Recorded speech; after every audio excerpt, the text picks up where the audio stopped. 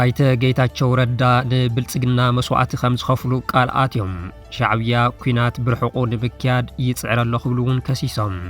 አይተ ጌታቸው ረዳ ኣብ ህልው ኩነታት ትግራይን ቀይሕ ባሕርን ኣመልኪቶም ዝገበርዎ ቃለ ምሕትት መዘራረቢ ኮይኑ ይርከብ።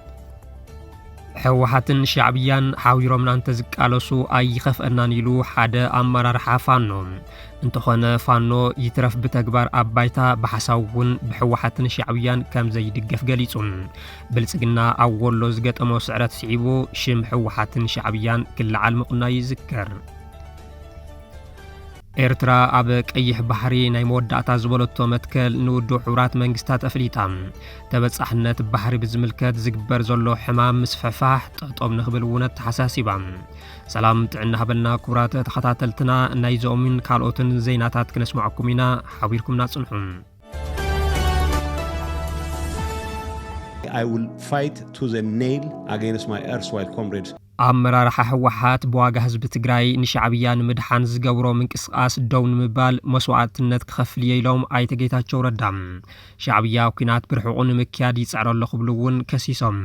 ኣይተ ጌታቸው ረዳ ኣብ ህልው ኩነታት ትግራይን ቀይሕ ባሕርን ኣመልኪቶም ዝገበርዎ ቃለ ምሕትት መዘራርቦ ኮይኑ ይርከብ። ንሕክምና ኣብ ዝኸድሉ ዱባይ ኮይኖም ግሎባል ፓወር ሺፍት ምስ ዝተባሃለ ማዕኸን ሓበሬታ ጻንሒት ዝገበሩ ኣማኻሪ ቀዳማይ ሚኒስትር ጉዳያት ምብራቕ ኣፍሪካ ኣይተ ጌታቸው ረዳ ብዛዕባ ፖለቲካዊ ጉዳያት ትግራይ ኢትዮጵያን ኤርትራን መብርሂ ሂቦም እዮም። ኣይተ ጌታቸው ኣመራርሓ ሕወሓት ካብ መንግስቲ ፌደራል ክመጸና ይኽእል እዩ ንዝበልዎ ሓቃዊ ወይ ሕልማዊ ኩናት ንምድሓን ክብሉ ኣለሻ ኣያ ናብ ሻዕብያ ይጽግዑ ከም ዘለዉ ይገልጹ። ንሶም ኣብ ጊዜያዊ ምምሕዳር እናሃለው ምስ መራሕቲ ሻዕብያ ርክብ የካይዱ ከም ዝነበሩን እቲ ርክብ ግና ኣብ ትግራይ ዳግም ኩናት ንኸይውላዕ ዝዓለመ ከም ዝነበረ እዮም ገሊጾም። ይኹን እምበር ኣይተ ጌታቸው ፕረዚደንት እናሃለው መራሕቲ ሕወሓት ምስ ሻዕብያ ወደኽደኽ ጀሚሮም ብምባል ይኸስሙ ምንባሮም ይዝከር። ነቲ ክሲ ስዒቡ ድማ ኣቦ መንበር ሕወሓት ዶክተር ደብረጽዮን ገብረ ሚካኤል ምስ ሻዕብያ ርክብ ዘካይድ በዓሉ ጌታቸው እዩ፣ ንሱ ድማ ንሕና ይኹን መንግስቲ ፌደራል ዝፈልጦ ይምባሎም ዝዝከር እዩ። መራሕቲ ሕወሓት ምስ ኤርትራ ይገብርዎ ብዘለዉ ርክብ ኣብቲ ዞባ ክህሉ ዝኽእል ዝኾነ ዓይነት ኩናት ኣብ መሬት ትግራይ ንክካየድ ንትግራይ ጎቲቶም ናብ ዝኾነ ኩናት ከእትዎ እዮም ዝጽዕሩ ዘለዉ። እዚ ድማ ብዋጋ ህዝቢ ብዋጋ ሓወይ ሓፍተይን ዝወራደድ ይኸውን ብምባል እዚ ብዝኾነ መንገዲ ንምትራፍ ናይ ቀደም ብጾቶም ንዝበልዎም ኣመራርሓ ሕወሓት ከም ዝቃለስዎም ገሊጾም ኣመራርሓ ሕወሓት ብደም መናእሰይ ትግራይ ክቋመሩ እቲ ኩናት ኣብ መሬት ትግራይ ክኸውን ብወገን ኤርትራ ነቲ ኩናት ካብ ደቡብ ኤርትራ ናብ ደቡብ ትግራይ ንምርሓቕ ዝገብርዎ ዘለዉ ጻዕሪ ክተርፍ ዝከኣለኒ ኩሉ ክገብር እየ ዝብሉ ጌታቸው ኣመራርሓ ሕወሓት ንሻዕብያ ንምድሓን ዝገብርዎ ምንቅስቃስ ኣብ ትግራይ ዳግም ኩናት ንኸይህሉን ክሳብ ህይወት መስዋዕቲ ክኸፍል እየ ኢሎም። ኣብዚ ጉዳይ ብዙሓት ርእይቶም እናሃቡ እንትኾኑ ኣይተ ጌታቸው ፕረዚደንት ትግራይ እናሃለው መንእሰይ ትግራይ ንዕኦም ኣሚኑ ለውጢ ኣብ ዝበለሉ እዋን ገዲፎም ናብ ኣዲስ ኣበባ ኸይዶም ተብቅዑ ሕዚ መስዋዕቲ ክኸፍል እየ መዋሎም ስላቕ እዩ ዝብለለው። ቅድም ክብል ጀነራል ጻድቃን ገብረትንሳኤን ጀነራል ጆን መንጋግን እውን መንግስቲ ዋላ ኣይጸውዐና ኩናት ኢትዮ ኤርትራ እንተተጀሚሩ ክንስለፍ ኢና መዋሎም ዝዝከር እዩ። ክቐትሉን ሓሲቦም ነይሮም ኣምሊጠዮም እምበር ኢሎም ዝነበሩ ኣይተ ጌታቸው ሕዚ ንብልጽግና መስዋዕቲ ክኸፍለሉ እየ ክብሉ ተሰሚዖም ኣለዉ። ይኹን እምበር ኣይተ ጌታቸው ኣብ ትግራይ መስዋዕትን ከይኸፍሉ ናብ ኣዲስ ኣበባ ምኻዶም ዝዝከር እዩ። ኤርትራውያን ኣዝዮም በላሕቲኦም ብቐጥታ ምስ ፌደራል መንግስቲ ዝቃለስ ሓይሊ ሰብ ኮነ ቴክኖሎጂ ከም ዘይብሎም ስለ ዝፈልጡ ምስ ኢትዮጵያ ብቐጥታ ኩናት ኣየካይዱን ዝበሉ ኣይተ ጌታቸው ረዳ በዚ ድማ ዶባት ሰጊሮም ጠቐምቲ ዓያሹ ወይ ድማ ዩዝፉል ኣይዲዮትስ ክጥቀሙ ይደልዩ። እዚ ሕጂ ዘሎ መሪሕነት ሕወሓት ድማ ነዚ ምቹ ኮይኑሎም ኣሎ ብምባል ኩናት ብበዝሒ ህዝብን ጋዓል ገልጠምን ከም ዝውሰን ብዘምስል መልክዑ ገሊጾም ኣለዉ። ማንም ፈተወ ጸልአ ልዕሊ 135 ሚልዮን ህዝቢ ኢትዮጵያ በሪ ባሕሪ ተዓጺዎ መውፅእ መእተዊ እናለመነ ኣይነብርን እውን ኢሎም። ኣይተ ጌታቸው እዚ እንትብሉ 6 ሚልዮን ህዝቢ ትግራይ ነታ በዝሒ ህዝቢ ከም ዘለዋ ሕዚ ዝምስክሩላ ዘለዉ ኢትዮጵያ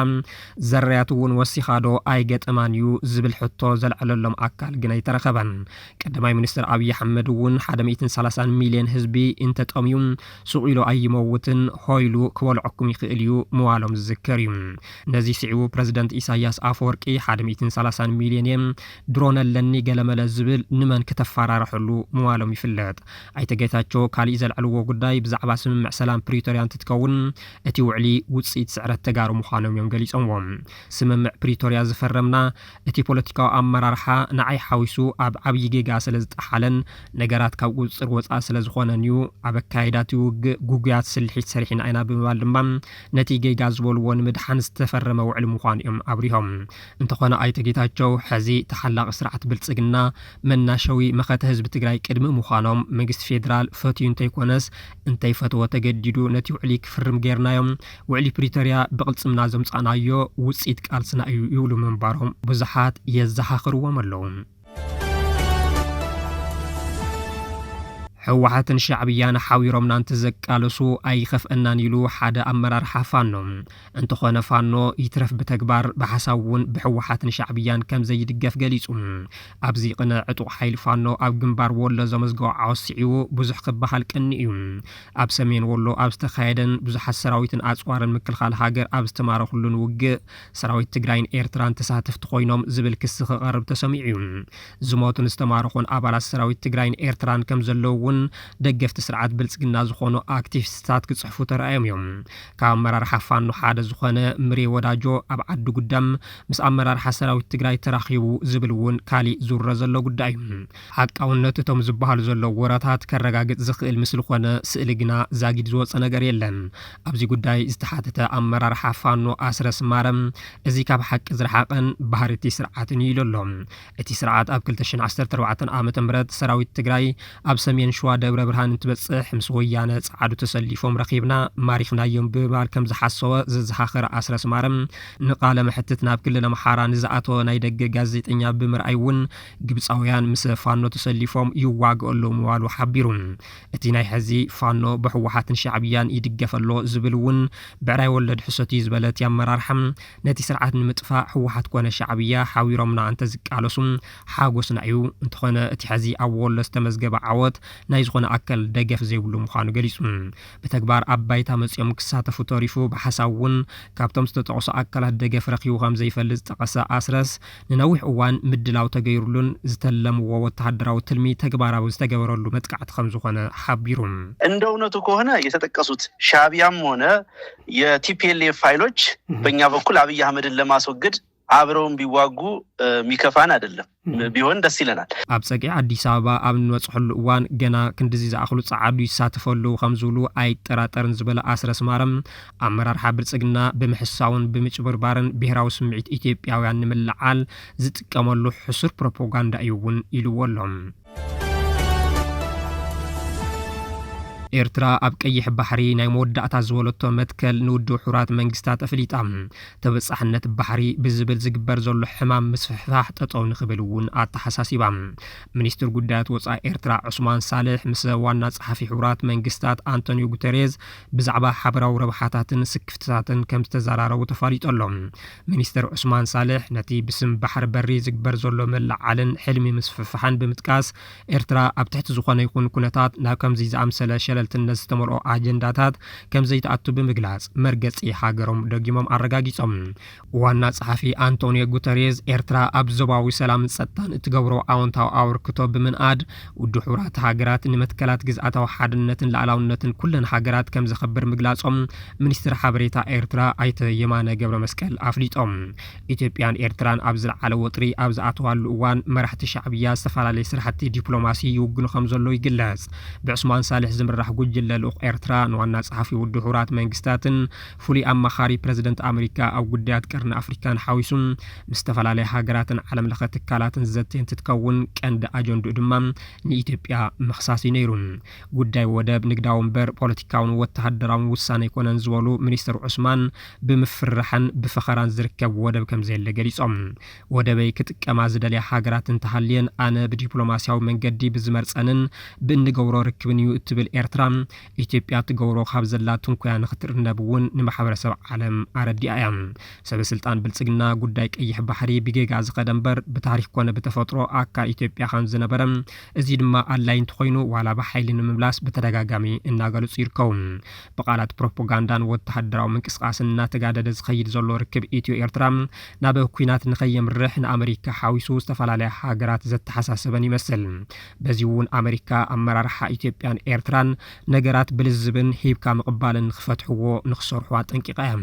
ውሽጣዊ ጉዳያቱ ክዕሪ ዘይከኣለ ስርዓት ብልጽግና ብቐጥታ ምስ ሻዕብያ ውግእ ክገጥም ኣይኽእልን ዝብሉ ገለ ተንተንቲ ፖለቲካ ቀርኒ ኣፍሪካ እንተኾነ እቲ ቀንዲ ዕላምኡ ብሰራዊትን በዝሒ ህዝብን እናፈራርሓ ዲፕሎማስያዊ ጸቕጢ ኣብ ልዕሊ ኤርትራ ብምፍጣር ናብ ድርድር ንምእታው ይብሉ ኤርትራ ዋላ እኳ ኣብ መሬታ ባሕራ ይኹን ሰማያ ሕዚ እውን ንቐጻሊ እውን ከም ዘይትደራደር እኳ እንተገለጸት ክልቲአን ሃገራት ግና ኣብ ሩስያን ኣሜሪካን ንዘተ ከም ዝቕመጣ እናተገለጸ ይርከብ ሕብረት አፍሪካ ህልው ኩነታት አፈጻጽማ ውዕሊ ፕሪቶሪያ ዘለዎ ደረጃን ማሕበረሰብ ዓለም ንኸፍልጥ ህወሓት ጸዊዑ ዋና ተደራዳሪ ስምምዕ ፕሪቶሪያ ውድብ ህወሓት ሰላሕታዊ ጆኖሳይድ ትግራይ ከብቅዕ ማሕበረሰብ ዓለም እጃሙ ይዋጻእ ብዝብል ኣብ ዘውፅኦ መግለጺ ማሕበረሰብ ዓለም ኣደራደርቲ ሃገራትን ውዳበታትን ብፍላይ ድማ ኣሜሪካ ሕብረት ኣውሮፓን ሕብረት አፍሪካን ስምምዕ ፕሪቶሪያ ብዘይ ምፍጻሙ ኣብ ህዝብና ዝቕጽል ዘሎ ሰላሕታዊ ጆኖሳይድ ከብቅዕ እጃሞም ክዋጹ ይግባእ ኢሉ ህወሓት ኣብ ዝሓለፈ ኣብ ማእኸል ማዕቀው ተመዛበልቲ መቐለ ወዲ 1 ዓመትን 4 ወርሕን ዕሸል ንኣውድ ሃይለ ስላሴ በኣራዊት ህይወቱ ምሕላፉ ስዒቡ ዝተሰምዖ መሪር ሓዘን እውን ገሊጹ እዚ ኣብ ማእኸል ማዕቀው ተመዛበልቲ ወገናትና ዘጋጠመ ዘሕዝንን ዘስካሕካን ሓደጋ ህይወት ወገናትና ኣብ ከመይ ዝበለ ዝተሓላለኸ ጸግማት ጥሒሉ ከም ዘሎ ቁልጭ ኣቢሉ ዘርኢ እውን ኢሎም ብመሰረት ስምምዕ ፕሪቶሪያ ተመዛበልቲ ወገናትና ዛጊድና በመረበቶም ክምለሱ ይግባእ ነይሩ ዝበለ ህወሓት እንተኾነ ግን መንግስቲ ኢትዮጵያ ኾነ ኢሉ ብዘቐጽሎ ዘሎ ሰላሕታዊ ጆኖሳይድ ምክንያት ናብ መረበቶም ከይተመለሱ ብሕማም ጥሜትን ቁርን በብመዓልቱ ካብ ዘጋጥም ሞት ሓሊፉ ሕዚ ድማ ን5 ዓመት ካብ ዘገልገለ ኬንዳ ኣራዊት ዕሸላት ካብ ሕቑ ፈዲኦም ኣብ ዝምንጥለሉ ኩነታት በፂሐሎ ክብል ነቲ ኩነታት ገሊጽዎም ማሕበረሰብ ዓለም ብፍላይ ድማ ኣደራደርቲ ኣካላት ስምምዕ ፕሪቶሪያ ክትግበር ካብኦም ትፅቢት ዝግበር ኩሉ ክፍጽሞ ህወሓት ኮነም ህዝቢ ትግራይ ተደጋጋሚ ጻውዒት እኳ እንተቕረቡ ዛጊድ ዝኾነ ይኹን ተግባራዊ ምንቅስቃስ ብዘይ ምህላው መንግስቲ ኢትዮጵያ ነቲ ዝኣተወ ውዕሊ ንጎኒ ገዲፉ ብሞትን ስቃይን ህዝብና ዘሽከዓለለሉ ሃዋህው ንኽፍጠር ኣኽኢልዎ ኣሎ ክብል ገሊጹ መንግስቲ ኢትዮጵያ ብዝኣተወ ውዕሊ መሰረት ወረርቲ ሓይልታትን ኣባይቲ ተመዛበልቲ ወገናትና ዝሓዙ ሰፈርትን ካብ ሕገ መንግስታዊ መሬት ትግራይ ከውፅእ እናተገብኦ ዛጊድ ከውፅእ ኣይከኣለን ዝበለ ውድብ ህወሓት ይተረፍ ተመዛበላይ ህዝብና ናብ መረቦት ክምለስ ዘኽእሉ ውሑስ ኩነታት ክፈጥር ነቲ ኣብ ትሕቲ ወረርቲ ዘሎ ህዝብና እውን ዕጡቃት ብምውዳብ ብምስልጣንን ብመንነቱ ክቕተል ክጭወን ክሳቐን ኣብ ምድጋፍ ተጸሚዱ ይርከብ ክብል ከሲሱ ህወሓት ኣብ መልእኽቱ ማሕበረሰብ ዓለም ኣደራደርቲ ሃገራትን ውዳበታትን ብፍላይ ድማ ኣሜሪካ ሕብረት ኣውሮፓን ሕብረት አፍሪካን ስምምዕ ፕሪቶሪያ ብዘይ ምፍጻሙ ኣብ ህዝብና ዝቕጽል ዘሎ ሰላሕታዊ ጀኖሳይድ ከብቅዕ እጃሞም ክዋጹ ይግባእ ኢሉ ካብዚ ብተወሳኺ ኣፈጻጽማ ስምምዕ ፕሪቶሪያ ዝግምግም ፓነል ሕብረት አፍሪካ እውን ንተደጋጋሚ ጻውዒት ውድብና ህወሓት ኣወንታዊ ምላሽ ብምሃብ ህልው ኩነታት ኣፈጻጽማቱ ውዕል ክግምግም ዘለዎ ደረጃ ንማሕበረሰብ ዓለም ከፍልጥን ይግባእ ክብል ጸዊዑ ፕሮጀክት ልምዓት ኮሪደር ምንቅስቃስ ንግዲ ዘይከኣል ይገብረሎ ኢሉ ጸብጻብ መንግስቲ ኣሜሪካ ዘውፅኦ ዓመታዊ ጸብጻብ ኢንቨስትመንት ካብ ኣዲስ ኣበባ ጀሚሩ ብውሕዱ ኣብ 4 ከተማታት ኢትዮጵያ ዝካየድ ዘሎ ፕሮጀክት ልምዓት ኮሪደር ስራሕቲ ንግዲ ዘይከኣል ይገብሮ ከም ዘሎ መልኪቱ እቲ ዓመታዊ ብሚኒስተር ጉዳያት ወፃኢ ኣሜሪካ ኩባንያታት ኣብ ጭቡጥ ሓበሬታ ዝተደረኸ ውሳነታት ንኽስና ዝሕግዝ ናይ ልዕሊ 170 ሃገራት ናይ ኢንቨስትመንት ሃዋህው ዝገምገመ ጸብጻብ 16 መስከረም 2018 ዕላው ዝገበረ ኮይኑ ኢትዮጵያ ኣብ ልምዓት ኮሪደር ዝካየዱ ፕሮጀክታት ንስራሕቲ ንግዲ ዘይከኣል ይገብርዎ ከም ዘለዉ የመልክት እቲ ኣብ ቅድሚ ንግዳዊ ቦታታት ዝርከቡ ጽርግያታት ብምፍራስ ፕሮጀክታት ልምዓት ኮሪደር ይካየድ ከም ዘሎ ዘመልከተ ጸብጻብ መንግስቲ ኣሜሪካ ንምንቅስቃስ ንግዲ ከም ዘዛውዑ እዩ ዝሕብር እዚ ድማ ዋላ እውን ብቐጥታ ነተን ማእኸላት ንግዲ እንተዘይተንከፈም ትካላት ንግዲ ካብ ስራሕ ንኽወፃ የገድደን ኣሎ ይብል ገለ ናይ ወፃእን ውሽጣውን ኣፍረይቲ ብሰንኪ ንድሕሪት ተመሊሶም ግብራዊ ዝኾኑ ሓድሽ ሓደሽቲ ሕግታትን ሃንደበታውን ልዑል ገምጋም ግብሪ ወይ ጠለብ ግብሪ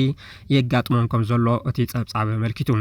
እኹል ግልጽነት ወይ ግቡእ መስርሕ ዘይብሉ ጠለባት ግብሪ ይቀርብ ከም ዘሎን እዚ ድማ መክሰቦም ብዓብዩ ከም ዝነከን ብተዘዋዋሪ መንገዲ ድማ መሰለ ምውናን ንብረት ንኽስኡኑ ከም ዘተባብዕን እቲ ጸብጻብ ይገልጽ